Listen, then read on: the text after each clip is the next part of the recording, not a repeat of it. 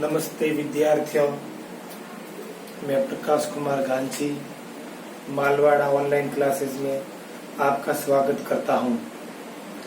आज शिक्षक दिवस की आपको हार्दिक शुभकामनाएं। हम पढ़ रहे हैं भारत का इतिहास। आज हम वीडियो का तीसरा भाग पढ़ेंगे। तो देखिए, हम पढ़ रहे हैं भारत का वैभवपूर्ण अतीत। भारत का वैभवपूर्ण अतीत। हमने सबसे पहले साहित्यिक स्रोत पढ़ रहे थे। साहित्यिक स्रोत में सबसे पहले हमने लिया था धार्मिक साहित्य। धार्मिक साहित्य हम पढ़ रहे थे। धार्मिक साहित्य।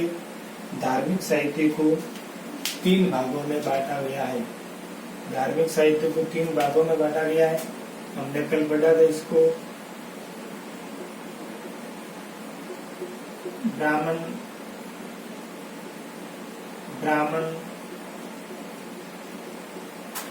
साहित्य। ब्राह्मण साहित्य के बाद में दूसरा पद धर्मेंद्र साहित्य। ब्राह्मण साहित्य। ब्राह्मण साहित्य के बाद में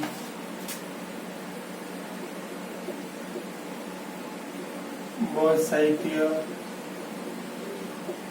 और बौद्ध साहित्य के बाद में जो तीसरा था वो था हमारा जैन साहित्य। इसके हमारे विभाजन करते हैं धार्मिक साहित्य को। तो ब्राह्मण साहित्य, बौद्ध साहित्य और जैन साहित्य। ब्राह्मण साहित्य, बौद्ध साहित्य, जैन साहित्य, ये तीनों धार्मिक साहित्य के भाग हैं। सबसे पहले हमने कल देखा था ब्राह्मण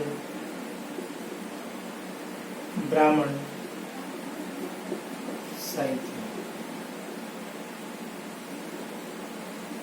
कुछ जानकारियां इसमें अधूरी रह गई थी। सबसे पहले उनको पूरा करेंगे और उसके बाद में आगे हम देखेंगे बौद्ध साहित्य।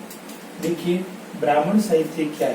तो अगर हम ब्राह्मण साहित्य को पढ़े तो ब्राह्मण साहित्य क्या है, तो यज्ञ और कर्म कांडों पर आधारित साहित्य। देखिए, जो ब्राह्मण साहित्य है इसको देखिए, यज्ञ व कर्म कांडों पर आधारित ग्रंथ। देखिए, ब्राह्मण साहित्य यज्ञ व कर्म कांडों पर आधारित ग्रंथ ब्राह्मण ग्रंथ कहलाते हैं। ब्राह्मण ग्रंथ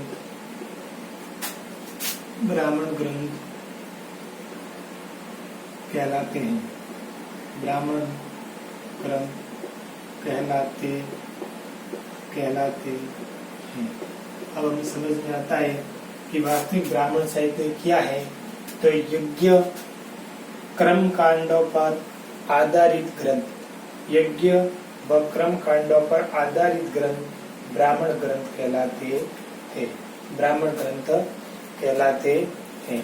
देखिए, अगर हम वैदिक साहित्य की बात करें तो वैदिक साहित्य के अंदर हमने पढ़ा था वेद। वेदों की संख्या 4 है। ऋग्वेद, सामवेद, अर्थवेद और ऋग्वेद, सामवेद, यजुर्वेद और अर्थवेद। 4 प्रकार के वेद हैं। लेकिन अगर वेद की बात करें तो 4 उपवेद भी है। 4 उपवेद। देखिए, ये कभी कभार इसका परीक्षा में पूछ लेते कि 4 उपवेदों के नाम लिखिए। 4 उपवेदों के नाम लिखिए। तो देखिए, 4 उपवेद भी हैं। अगर हम उपवेद की बात करें तो सबसे पहले उपवेद आता है, वो आता है आयुर्वेद। आयुर्वेद सबसे पहला जो उपवेद है वो है आयुर्वेद। उसके बाद में आता है धनुर्वेद। धनुर्वेद के बाद में चौथा आता है गर्दभवेद।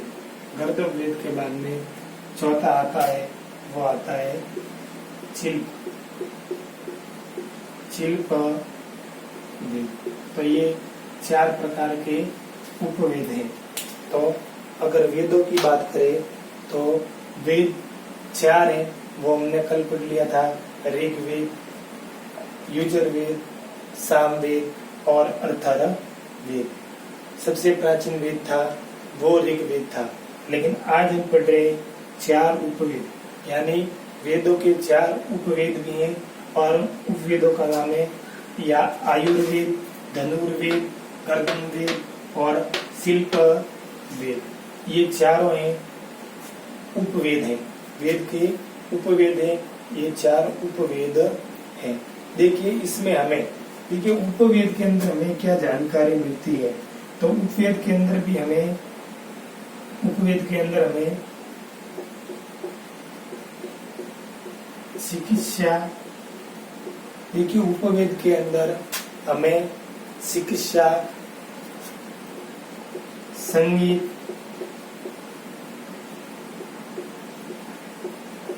सैन्य और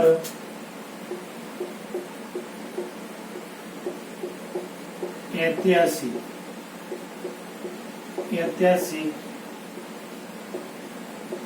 जानकारी मिलती है। ऐतिहासिक जानकारी मिलती। देखिए अगर हम 4 उपवेद की बात करें तो उपवेदों की संख्या 4 है। उपवेदों की संख्या कितनी है? 4। आयुर्वेद, धनुर्वेद, गर्दभवेद और शिल्पवेद। और चारों उपवेद से हमें जो जानकारी मिलती है वो चिकित्सा, संगीत, सैन्य और ऐतिहासिक जानकारियां मिलती है। इस प्रकार अगर देखा जाए तो वैदिक साहित्य के अंदर जो 4 उपवेद है उसे भी हमें भारत का जो वैभवपूर्ण अतीत है उस अतीत के स्रोत के बारे में जानकारी मिलती है। उसके बाद में हम अगर वैदिक साहित्य को ठीक तरह से अगर समझने के लिए बात करें तो वेदों को ठीक तरह से समझने के लिए देखिए वेदों को ठीक तरह से समझने के लिए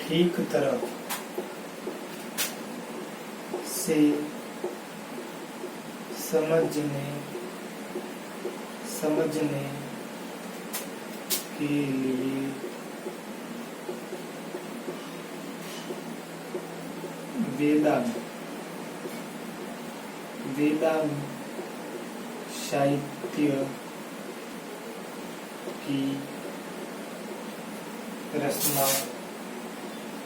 साहित्य की रचना की गई।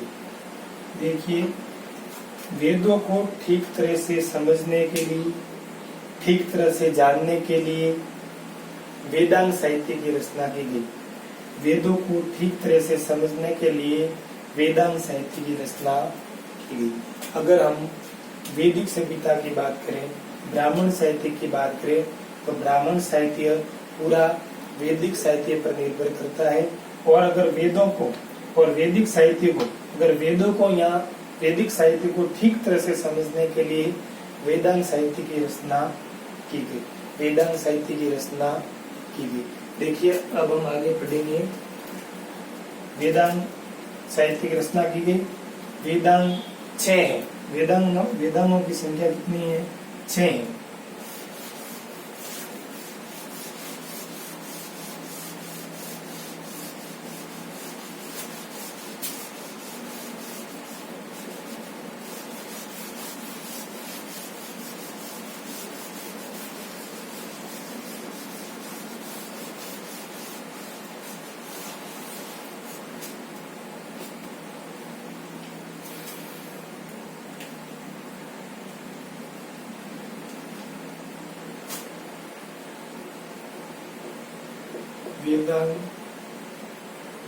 वेदांगों की संख्या 6 है। वेदांग है, उन वेदांगों की संख्या 6। वेदांग क्या है? तो वेदों को ठीक तरह से समझने के लिए, वेदों को ठीक तरह से पढ़ने के लिए जिन साहित्यों की रचना की गई उनको वेदांग साहित्य कहते हैं। वेदांग साहित्यों की संख्या 6 है। अगर 6 की बात करें तो देखिए, सबसे पहला जो वेदांग साहित्य आता है हमारा, वो आता है कल्प। देखिए शिक्षा, सबसे पहला है शिक्षा, दूसरा कल्प, और तीसरा है व्याकरण। चौथा है निरुक्त। 5वां देखिए, शिक्षा, कल्प, व्याकरण और निरुक्त और छंद। और छठा है ज्योतिष से। ये 6 वेदांग हैं। देखिए, वेदों को ठीक तरह से समझने के लिए मैं बार बार वेदांग साहित्य की परिभाषा बता रहा हूँ। वेदों को ठीक तरह से समझने के लिए वेदांग साहित्य की रचना की गई। और वेदों की संख्या कितनी है? वेदांगों की संख्या 6 है। शिक्षा, कल्प, व्याकरण, निरुक्त, छंद और उपनिषद। और इन 6 जो इसके भाग हैं, और 6 भागों से हमें अलग अलग प्रकार की जानकारी है वो मिलती है। अब हम आगे बात करेंगे, तो आगे हम बात करेंगे बौद्ध साहित्य की। यहाँ हमारा धार्मिक साहित्य का जो पहला भाग है ब्राह्मण साहित्य, वो पूरा होता है। ब्राह्मण साहित्य का जो पहला भाग है वो पूरा होता है। अब हम अगला भाग लेंगे तो धार्मिक साहित्य का, वो हमारा अगला भाग है। दूसरा कह सकते हैं हम बौद्ध साहित्य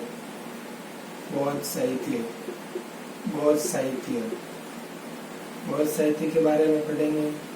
जिस प्रकार से हमने ब्राह्मण साहित्य के बारे में पढ़ा, इसी प्रकार से बौद्ध साहित्य भी एक विस्तारित रूप है।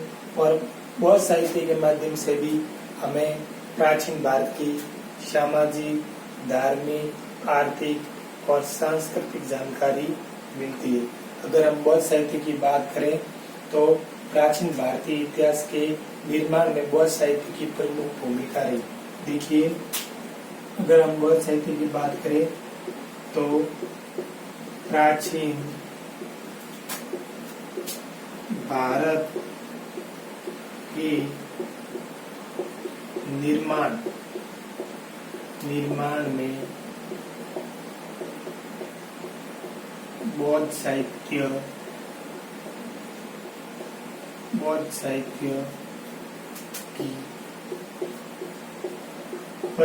साहित्य की प्रमुख भूमिका रही। अगर हम बौद्ध साहित्य की बात करें तो प्राचीन भारत के निर्माण में बौद्ध साहित्य की प्रमुख भूमिका रही। अगर हम बात करें बौद्ध साहित्य में सबसे प्राचीन ग्रंथ त्रिपिटक हैं। देखिए, बौद्ध साहित्य में सबसे प्राचीन जो ग्रंथ आते हैं वो आते हैं त्रिपिटक। देखिए, अगर हम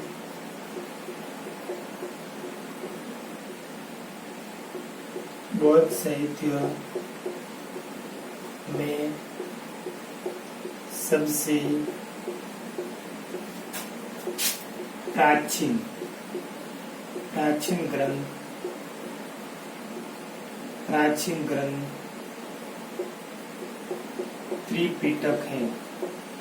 ग्रंथ त्रिपिटक है। देखिए, बौद्ध साहित्य के अंदर सबसे जो प्राचीन ग्रंथ है, या सबसे जो बौद्ध धर्म के जो सबसे प्राचीन ग्रंथ है वो है त्रिपिटक। देखिए, त्रिपिटक देखिए अगर त्रिपिटक की बात करें तो इनकी संख्या 3 होने के कारण इनको त्रिपिटक कहा जाता है। देखिए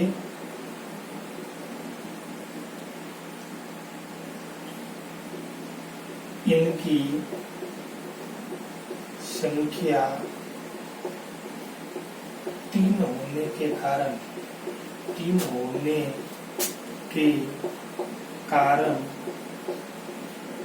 इनको त्रिपिटक कहा जाता है। त्रिपिटक कहा जाता है। अगर बौद्ध धर्म की बात करें तो बौद्ध धर्म ने भी प्राचीन भारत के इतिहास की जानकारी के प्रमुख स्रोत हमें उपलब्ध करवाए। उसके अंदर प्रमुख जो बौद्ध साहित्य के हैं, जो प्राचीन बौद्ध साहित्य हैं, उनमें है त्रिपिटक। देखिए त्रिपिटक इनको क्यों कहा जाता है, त्रिपिटक इनको क्यों कहा जाता है, तो इनकी संख्या 3 है। कितनी है इनकी संख्या? 3 होने के कारण इनको त्रिपिटक कहा जाता है। 3 होने का, ठीक है, इनकी संख्या, इन साहित्यों की संख्या 3 होने का इनको त्रिपिटक कहा जाता है। देखिए अगर त्रिपिटकों की बात करें तो सबसे पहला पिटक, त्रिपिटकों की अगर बात करें तो सबसे पहला पिटक आता है सूत पिटक। फिर दूसरा आता है विनय पिटक और तीसरा आता है वो है अभिधम पिटक। तीसरा आता है वो अभिधम पिटक। तो आप इसको भी याद कर सकते हो। परीक्षा में आ सकता है कि बौद्ध धर्म के त्रिपिटकों के नाम बताइए। तो बौद्ध धर्म के जो त्रिपिटक हैं उनमें सबसे पहला है सूत पिटक, विनय पिटक और अभिधम पिटक। ये 3 प्रकार के बौद्ध साहित्य हैं। त्रिपिटकों को बौद्ध धर्म के प्राचीन साहित्य कहा जाता है। बौद्ध धर्म के प्राचीन साहित्य कहा जाता है।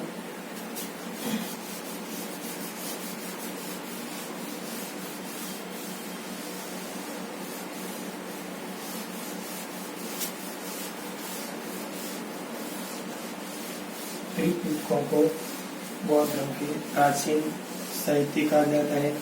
त्रिपिटकों की संख्या 3 है, सूत पिटक, विनय पिटक और अभिधम पिटक। देखिए और इन तीनों पिटकों से हमें इनके नियम, बौद्ध धर्म के नियम और आचरण बौद्ध धर्म के दूसरे महत्वपूर्ण योगदान होता है वो है जातक ग्रंथ का। लेकिन अगर हम त्रिपिटक की बात करें, त्रिपिटक की बात करें तो देखिए त्रिपिटक में बौद्ध धर्म के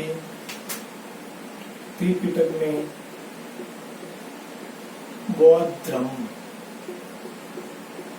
के नियम व आचरण की जानकारी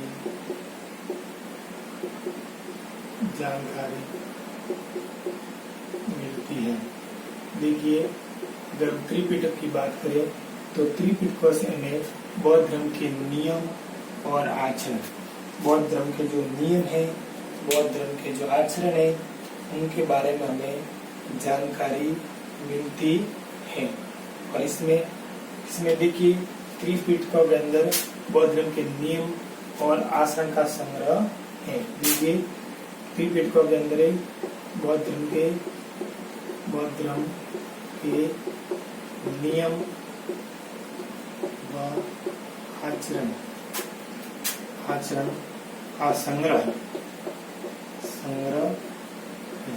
यानी वो संपूर्ण जानकारी है। उनके धर्म के जो नियम बने हुए हैं उनकी जानकारी, बौद्ध धर्म के नियम की किस प्रकार से रहन सहन है, उनका आसन किस प्रकार धर्म का पालन किया, वो सारी जानकारी का जो संग्रह है वो हमें त्रिपिटकों के माध्यम से मिलता है। अब हम पढ़ेंगे बौद्ध धर्म के दूसरे ग्रंथ है जिनको हम कहते हैं जातक। जातक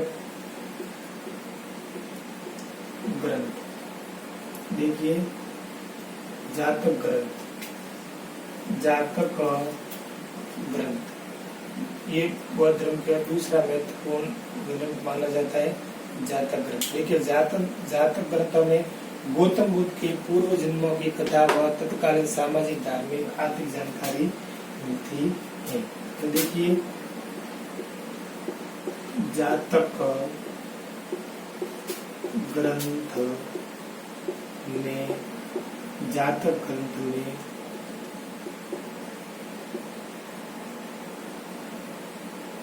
जातक ग्रंथ में गौतम बुद्ध के पूर्व जन्मों की कथा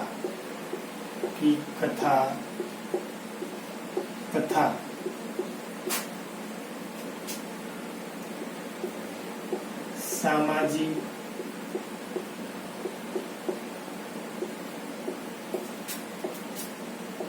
धार्मिक और सांस्कृतिक जानकारी मिलती है। अगर हम जातक ग्रंथ की बात करें तो सबसे पहले तो बौद्ध धर्म के जो ग्रंथ है वो है त्रिपिटक, और दूसरे जो बौद्ध धर्म के ग्रंथ है वो है जातक ग्रंथ। दूसरे जो बौद्ध धर्म के ग्रंथ है वो है जातक ग्रंथ। देखिए जातक ग्रंथ में गौतम बुद्ध के पूर्व जन्मों की कथाएं मिलती है। जातक ग्रंथ में गौतम बुद्ध के पूर्व जन्मों की कथा तथा तत्कालीन सामाजिक जानकारी मिलती है, धार्मिक जानकारी मिलती है और सांस्कृतिक जानकारी मिलती है। इस तरह अगर देखा जाए तो हमें बौद्ध धर्म से भी प्राचीन भारत के जानकारियां उपलब्ध होती है। बौद्ध धर्म भी प्राचीन भारत के जानकारी के प्रमुख स्रोत है। बौद्ध ग्रंथ पाली भाषा व संस्कृत भाषा में लिखे हैं। देखिए अगर बौद्ध ग्रंथ की बात करें तो बौद्ध ग्रंथ की भाषा देखिए बौद्ध ग्रंथ की भाषा, तो बौद्ध ग्रंथ की क्या भाषा है? तो बौद्ध ग्रंथ है वो पाली। देखिए बौद्ध ग्रंथ ये पाली व संस्कृत, बौद्ध ग्रंथ है वो पाली भाषा और संस्कृत भाषा के अंदर लिखे हुए हैं, इनकी लिपि है। तो बौद्ध ग्रंथों की भाषा क्या है? तो बौद्ध ग्रंथों की जो भाषा है वो पाली और संस्कृत भाषा है। बौद्ध ग्रंथों की जो भाषा है वो पाली और संस्कृत भाषा है। आज इतना ही। अगला जो हमारा टॉपिक होगा वो होगा जैन धर्म। तो जैन धर्म है वो हम अगले नेक्स्ट भाग 4 वीडियो में पढ़ेंगे। तब तक धन्यवाद, और आप मेरे चैनल को सब्सक्राइब कीजिए, लाइक कीजिए और शेयर कीजिए अगर आपको पसंद आए तो। धन्यवाद।